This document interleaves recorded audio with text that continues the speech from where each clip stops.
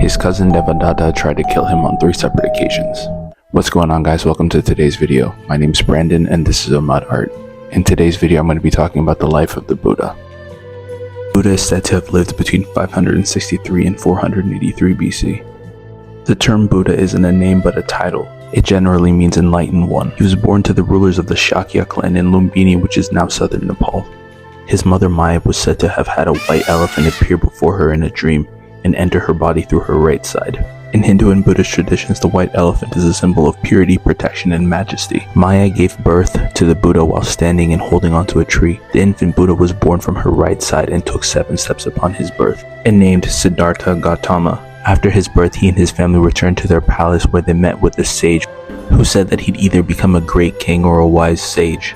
His father was like, No, I'm not losing my heir, and decided that Siddhartha would not be exposed to the suffering of the world as to prevent this from happening. Prince Siddhartha lived a very privileged life and at the age of 16 got married to Princess Yashodhara. They went on to have a son named Rahula. At 29, he asked his father if he could leave the palace and explore their kingdom. His father granted his request by holding true to what he decided at his birth, had all the sick, elderly, and poor hidden away from him. An elderly man slipped through the cracks and Siddhartha asked what he was. He was told that he was an old man. This had the Buddha shook. He then added that he wasn't the only one and one day he, his wife, and his parents will grow old. He then took 2 subsequent trips out of the palace and he saw his first corpse, sick person, and ascetic. Having been exposed to the ills of life, Siddhartha asked his father if he could leave the palace and retire into the forest. His request was denied and was offered anything to stay. Siddhartha asked if he could be spared from aging, sickness, death, or loss of his fortune. His father said he couldn't do that. His mind was now set. He woke up in the middle of the night, took one last look at his wife and newly born son, and walked off into the night with his servant. He completely abandoned his luxurious life. He swapped his royal garb for more humble ones and sent his belongings back with his servant, and cut his hair. Over the next 6 years, he took various paths to reach enlightenment. He studied meditation and learned how to achieve deep states of it, comparable to his masters. He then realized this wasn't the way to achieve enlightenment and moved on. He then went on to join 5 ascetics. These guys practiced an extreme form of self-deprivation. The prince got so good at this that he'd only eat a single pea a day. The Buddha then came to believe that this wasn't the right way either and accepted a plate of rice and cream from a young woman. This is also where he came up with his famous middle way, where you live in a state of balance between extreme indulgence and extreme deprivation. His ascetic homies, now being butthurt that he stopped starving himself, decided to abandon him. Now alone, he sat underneath the tree that would later be known as the Bodhi tree, and vowed not to get up until he reached enlightenment. Then, Mara, the god of desire, appeared. He knew that the prince was trying to free himself from his control and wouldn't let that happen without a fight. He then attacked the prince with a volley of attacks. Wind, rain, rocks, hot coal. Meditating on love, Prince Siddhartha turned the hot coals into a shower of blossoms. What are those?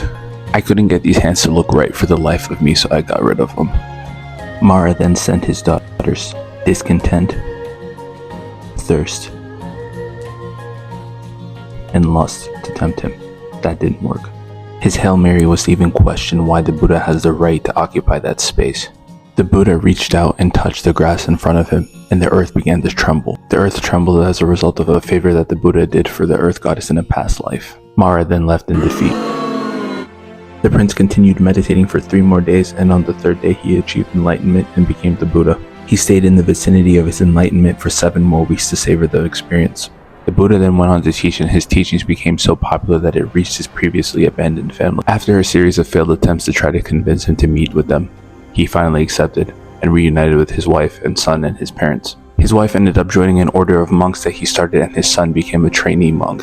The Buddha then spent the next 45 years with a small group of disciples in northeast India debating other sects and teaching. It was not all smooth sailing though. His cousin Devadatta tried to kill him on 3 separate occasions. His main gripe with the Buddha is that he wanted a stricter form of asceticism where his followers slept outside and they didn't eat meat. He was also pissed that the Buddha didn't name him as his successor. He tried to kill him on 3 separate occasions. He tried to have him crushed by a boulder and later an elephant, and then he sent assassins after him. He accepted some food and got really sick afterwards. He gave his final instruction, which is the Vinaya and the Dharma should be their teacher, and where future disciples should make pilgrimage to. He then asked if anyone had any more questions, With the ensuing silence, the Buddha laid on a rock in between two trees and entered a deep meditation, then passed on into nirvana, at the ripe age of 80 years old.